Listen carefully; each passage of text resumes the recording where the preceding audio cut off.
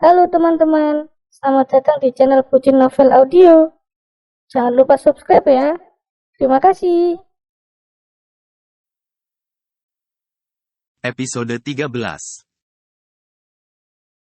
Angga dijerat dengan pasal 49 UU No.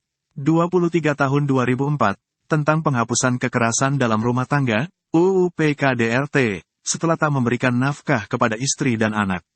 Angga terbukti bersalah karena selama Arum menjadi istrinya, bukannya dinafkahi malah disuruh menafkahi. 3 tahun menjadi pidana maksimal Angga dengan menjadikan denda sebanyak 15 juta. Tentunya, jika Angga tidak mengikuti permainan Septi sekeluarga, ia akan menghabiskan banyak waktunya di penjara. Menghela napas dalam, Angga pasrah. Ya sudah, mulai sekarang semua urusan aku serahkan ke Dika. Dia yang membuat semua ini terjadi, apalagi sekarang kaki Mas Supri sudah diamputasi. Pas punya 2 kaki saja kerjanya enggak jelas dan hasil yang didapat pas-pasan. Apa kabar sekarang yang hanya punya 1 kaki? Yang ada hidup Mbak Anggun dan anak-anak malah makin susah, pikirnya. Angga berdeham kemudian meraih pulpen yang disediakan di sebelah surat perjanjian. Ia membaca perjanjian tersebut dan tak hanya memintanya untuk berhenti mengurus keluarganya. Sebab di perjanjian tersebut memang memaksanya untuk tunduk. Bismillah, batin Angga yang akhirnya menandatangani perjanjiannya, kemudian diikuti juga oleh Pak Yusuf yang menjadi perwakilan dari pihak Septi. Mas tahu kalau Mas sudah dipecat dari bank tempat Mas kerja, ucap Septi takut mengatakannya selain ia yang memang merasa kecewa. Terlebih alasannya bangga kepada Angga juga masih berkaitan dengan pekerjaan pria itu. Hah, aku dipecat, gara-gara aku izin terlalu lama atau memang karena kasusku? Batin Angga yang jujur saja syok. Kasus kamu beneran lagi rame. Viral, susah payah kami menutupi dan sebisa mungkin kami mengangkat derajat kamu lagi. Enggak, cibir Ibu Fatimah. Jadi mohon tahu diri karena kasusnya memang sekacau ini. Aku tahu Ibu Fatimah kecewa, tapi jujur caranya yang bengis beneran enggak sesuai penampilannya yang bersahaja. Batin Angga belum apa sudah gondok. Menatap Ibu Fatimah saja, ia jadi ogah. Terus, sekarang Ibu maunya bagaimana? Septi sudah rugi bandar gara ulah kamu dan adikmu. Sana-sini fitnah bahkan terakhir sampai digosipkan dengan Supri kakak ipar kamu, tegas Ibu Fatimah. Supri, Septi digosipkan sama Mas Supri suaminya Mbak Anggun. Mas Supri kan memang genit. Jangankan ke Septi yang necis dan seksi, ke Arum yang lebih sering kucel saja Supri beringasan. Namun masa iya, Septi mau sama Mas Supri? Arum saja jijik, enggak masuk akal banget kalau Septi malah digosipkan sama Mas Supri. Pikir Angga tanpa sedikit pun curiga. Jadi nanti kamu wajib bilang, kalau itu memang anak kamu, tegas Pak Yusuf yang sekadar melirik Angga saja malas. Kalau saya mengaku begitu, kami kena kasus perselingkuhan sekaligus persinahan, dong, Pak. Kemarin saja nyaris kena, kan? Nanti kalau iya, Septi juga bisa ikut di penjara. Angga menjelaskan dengan sopan. Pak Yusuf menghela napas dalam sambil menatap kesal Angga. Ya nanti pas kamu sudah keluar dari penjara. Lagian kamu saja keluar dari penjaranya enggak tahu kapan. Kita lihat saja besok hasil sidangnya bagaimana. Semoga pengacara keluarga kami bisa bikin hukuman buat kamu lebih ringan soalnya si Kalandra beneran susah disuap. Apalagi si Arum, diserang malah taflon sama wajan pada terbang. Selain jengkel kepada Angga, Pak Yusuf juga tak kalah jengkel kepada kedua orang yang baru ia bahas. Kalandra dan Arum, kedua orang yang membuatnya makin repot. Besok kalian menikah, ijab kabul dulu enggak apa karena memang enggak bisa izin. Sebelum perut Septi makin besar, kalian harus cepat-cepat menikah, lanjut Pak Yusuf. Kebersamaan mereka berlanjut membahas pernikahan Septi dan Angga yang akan dilangsungkan besok juga, walau acaranya hanya akan berisi ijab kabul. Angga dan Septi baru akan menikah siri lantaran Angga dan Arum belum bercerai secara resmi di mata hukum. Yang mana karena izin tetap tidak dikantongi, mereka akan melangsungkan ijab kabul di penjara. Semoga kasusku dan Mas Supri enggak kebongkar. Kalau iya, malu, jijik aku ke Mas Supri buntung gitu. Apa kata dunia kalau kasus ini sampai kebongkar? Batin Septi tidak bisa berhenti gelisah lantaran terlalu takut terlebih sekelas Arum saja sudah sampai tahu. Tentunya seperti yang Arum katakan. Karena andai Anggun si pemarah itu tahu, abis ia dihajar wanita rasa raksasa itu. Sementara itu, di tempat berbeda, di kasur yang ada di ruang keluarga kontrakan Angga, Supri dengan sisa lukanya yang masih dibalut perban termasuk kaki kanannya yang sudah tidak ada, tengah merenungi nasib. Supri merasa dan memang sadar diri, keadaannya begitu karena kejahatannya kepada Arum. Malahan di akhir sebelum akhirnya ia kecelakaan, ia sampai memfitnah Arum padahal sebelumnya, ia yang menggoda. Di dapur, Ibu Sumini tengah sibuk menjemur pakaian cantik di jemuran gantung khas untuk pakaian bayi atau pakaian berukuran kecil lainnya. Ibu Sumini tampak sangat lelah. Keringatnya mengalir dan sampai membuat tubuhnya basah. Perubahan yang paling mencolok dari wanita tua itu tak lain kenyataan tubuhnya yang menyusut. Tubuh mama dari Angga itu tak sesubur ketika masih memiliki menantu Arum. Padahal di kamar, Anggun tengah asyik menonton drama Korea di ponsel sambil rebahan. Tanpa tahu dan memang tidak peduli kepada warga di kontrakan.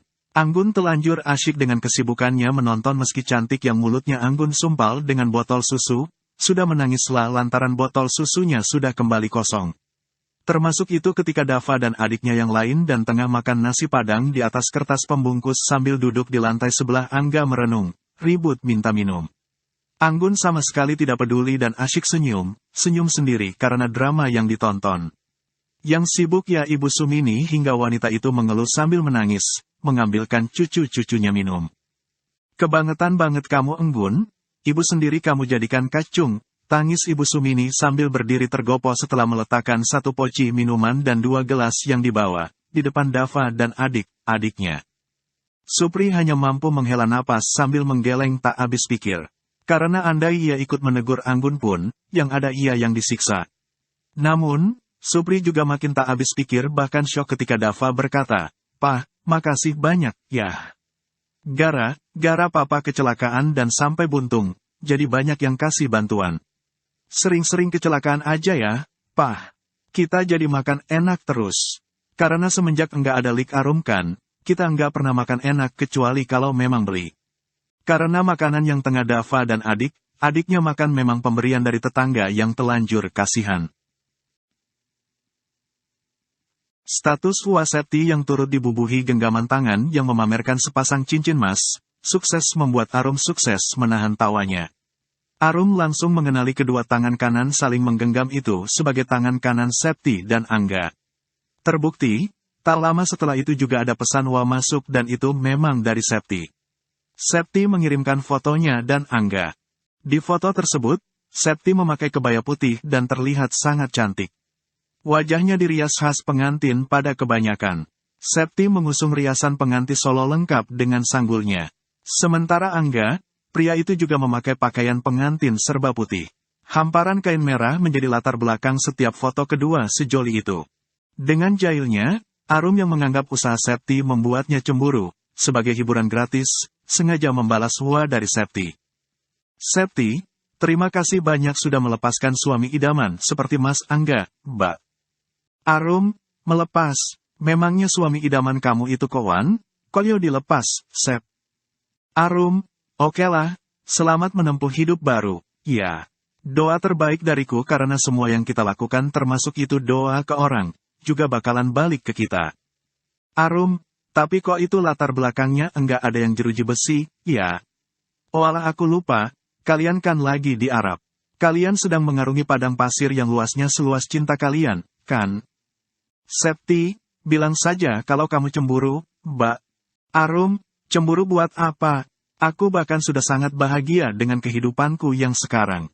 Kalaupun aku sampai menikah lagi, lihat saja, aku pasti dapat yang jauh berkualitas. Tentunya bukan suami orang. Septi, aku pegang katamu, Mbak." "Arum, doakan saja." "Oh, iya, omong, ini si Supri udah tahu belum? Kasihan loh. Sekarang kakinya tinggal 1. Padahal kalau masih sama kamu, dunia berasa surga." "Septi, Yan Mbak."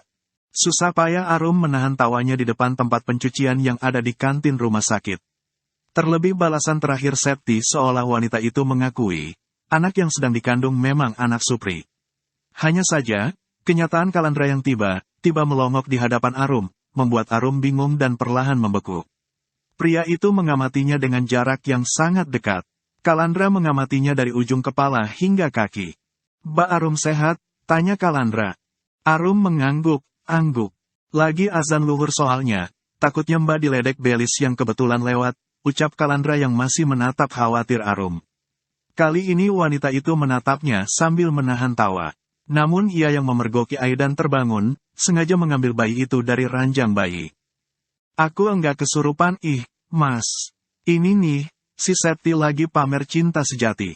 Dia wa aku dan kirim foto pernikahannya dengan bapaknya Aidan. Arum memamerkan foto sekaligus pesannya dengan Septi dan memang menjadi alasannya mendapat hiburan gratis.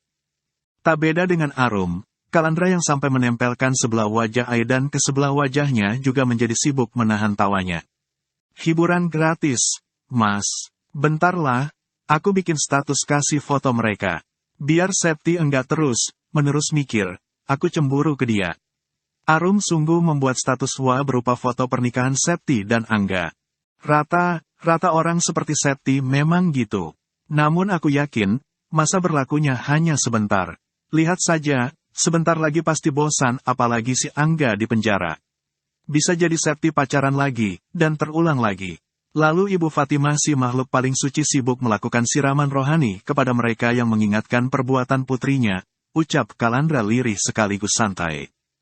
Lama, Mas juga bisa ketularan kayak Bufat. Kalau ngomong jadi panjang kali lebar, ucap Arum yang kali ini menahan tawanya. Kalandra langsung kicep celingusan. Masa sih, Mbak, saya jadi mirip Bufat? Duh bahaya, ini. Namun asli tuh orang nyebelin banget. Arum langsung kembali sibuk menahan tawanya. Yakin Mbak, mengundang Saitun banget. Mbak enggak tahu sih, di kantor polisi, saya berdebat panjang lebar sama dia. Nah, suaminya itu beberapa kali menyuap saya. Terakhir kemarin malam, dia datang ke rumah dan kasih saya amplop tebal. Dikiranya saya apaan, lirih Kalandra berkeluh kesah. Arum mengernyit, menatap sekaligus menyikapi Kalandra penuh keseriusan. Serius Mas, itu ngeri. Ngeri banget malahan. Enggak apa, Mbak. Sudah biasa, sudah jadi risiko pengacara mengalami hal-hal semacam ini.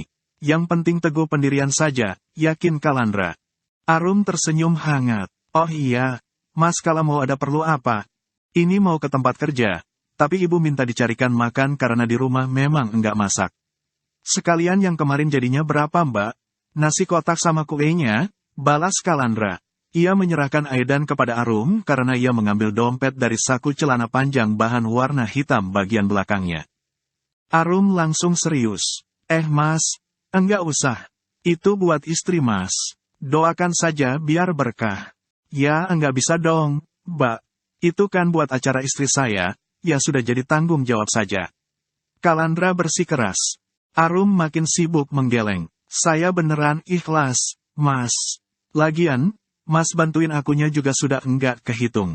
Karena Kalandra tampak keberatan, Arum sengaja berkata tegas, kalau Mas mau hitungan sama saya juga bakalan minta totalan semua yang harus saya bayar ke Mas. Kalandra mendengkus pasrah. Kemudian, ia menghela napas dalam sambil menatap berat kepada Arum. Ibu bilang, Mbak sudah kasih banyak banget. Ya enggak apa, Mas. Mbak, ya sudah, lain kali saja. Lain kali beneran bayar, tapi yang kemarin beneran gratis, yakin Arum. Kalandra mengangguk-angguk. Ya sudah, kalau gitu ini buat Aidan saja. Ya Aidan, buat jalan-jalan itu di depan rame. Ada pasar malam, Aidan jalan-jalan sana jangan di dapur terus. Ia sengaja menyumpalkan uangnya di sela lengan dan tubuh Aidan.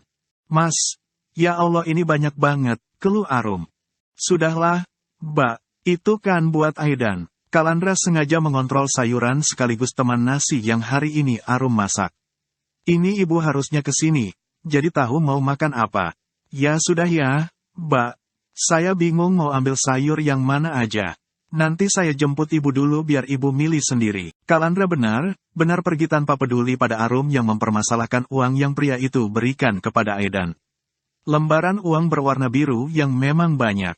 Sekitar 15 menit kemudian, Kalandra kembali datang. Seperti niat pria itu, Ibu Kalsum sungguh diajak dan langsung heboh karena ingin memakan semua lauk maupun sayuran dan sup yang ada di sana. Buka restoran apa seenggaknya rumah makan saja Mbak Arum. Masakan Mbak enak, enak, loh. Daripada di sini, enggak kelihatan, ucap Ibu Kalsum yang sangat menikmati sayur katuk, bening dan jagung manisnya. Insya Allah niatnya juga gitu, Bu. Di sini kan saya hanya kontrak 1 tahun. Jadi, sambil cari lokasi juga karena sebelumnya kan ada di pasar. Bu, ini Ibu masih lama enggak? Ini rapatnya dimajuin. Nanti Ibu pulangnya sama Agus saja, ya, ucap Kalandra yang melangkah buru menghampiri kebersamaan. Tangan kanannya masih menggenggam ponsel. Ya sudah gitu saja, ini Ibu mau memperbaiki imun dulu. Ini sayur beningnya enak banget, Mas. Kamu bawa, ya, nanti dimakan di sana. Enggak keburu, Bu, saya buru. Bentar, Mas, enggak ada 5 menit. Mbak Arum, bungkus, ya. Kasih nasi sama lauk yang lain juga, sergah Ibu Kalsum. Bergegas Arum menyanggupi setelah sebelumnya meletakkan Aidan ke dalam ranjang bayi. Di tengah kesibukannya, Arum mendengar Ibu Kalsum yang meminta Kalandra untuk kembali memikirkan pernikahan. Kapan lah Bu? Ibu ini, oh iya, nanti malam aku bakalan telat pulang. Pintunya dikunci saja. Mas mau tidur di makam Bilqis lagi. Sorenya bakalan ada doa bersama di sana bareng warga. Petang sampai malamnya paling aku sama Pak Kuswo. Iya, sih, semenjak Mbak Bilqis dimakamkan, Mas Kalandra sering tidur di makam saking sayangnya Mas Kala ke istri.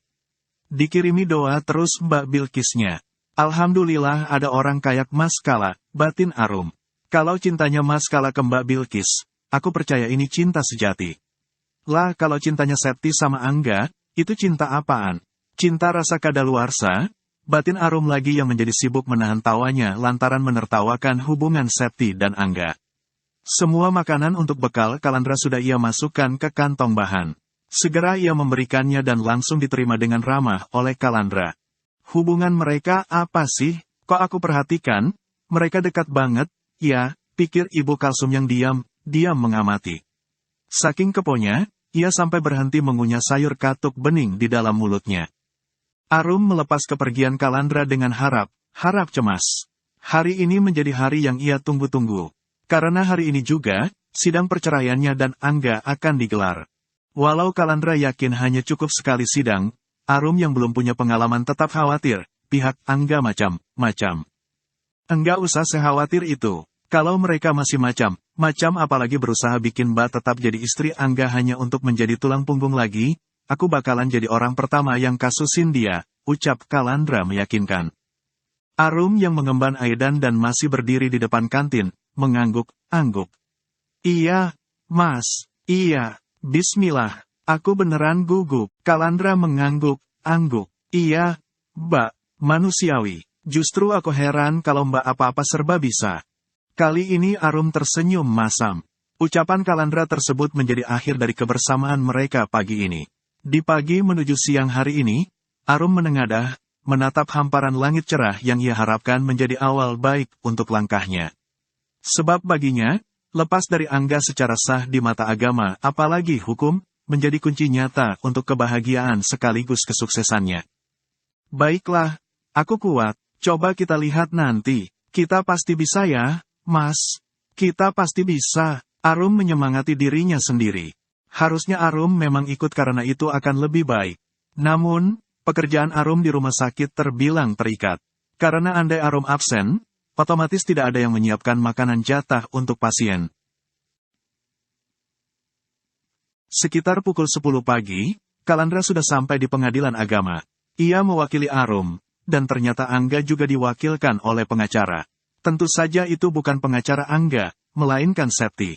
Malahan setelah Kalandra mengamati, hidup Angga seolah sudah dibeli oleh Septi dan keluarganya.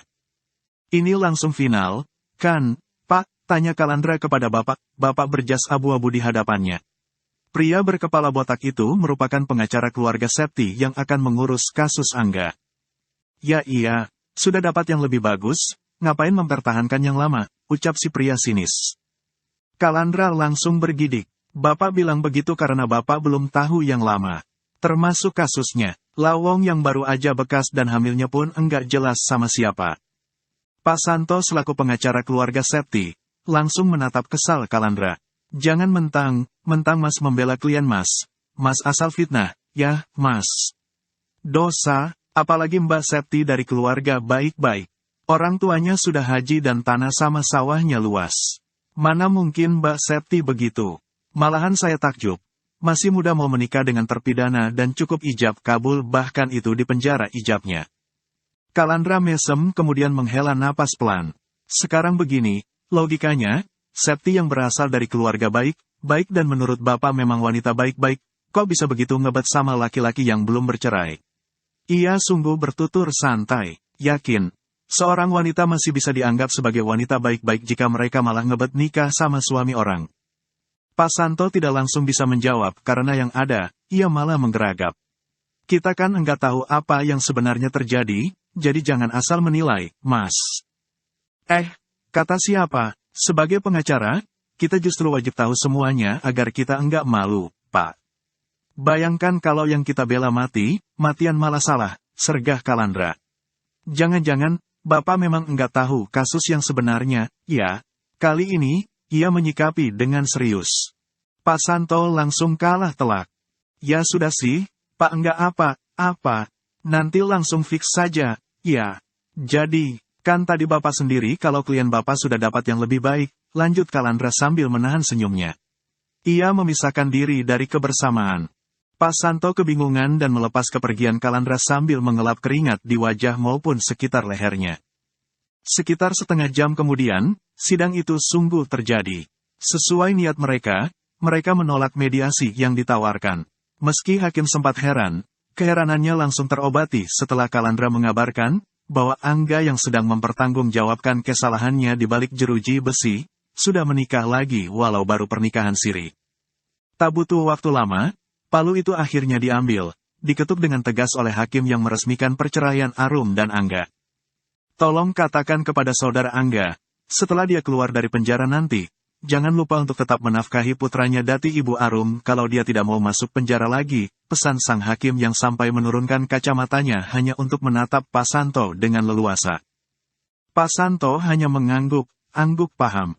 Lain dengan Kalandra yang menjadi sibuk menahan tawanya. Nafkahi gimana kalau hidupnya saja sudah dibeli sama Septi, pikir Kalandra. Sidang selesai, dan Kalandra dengan sumringah mengabari Arum melalui pesan.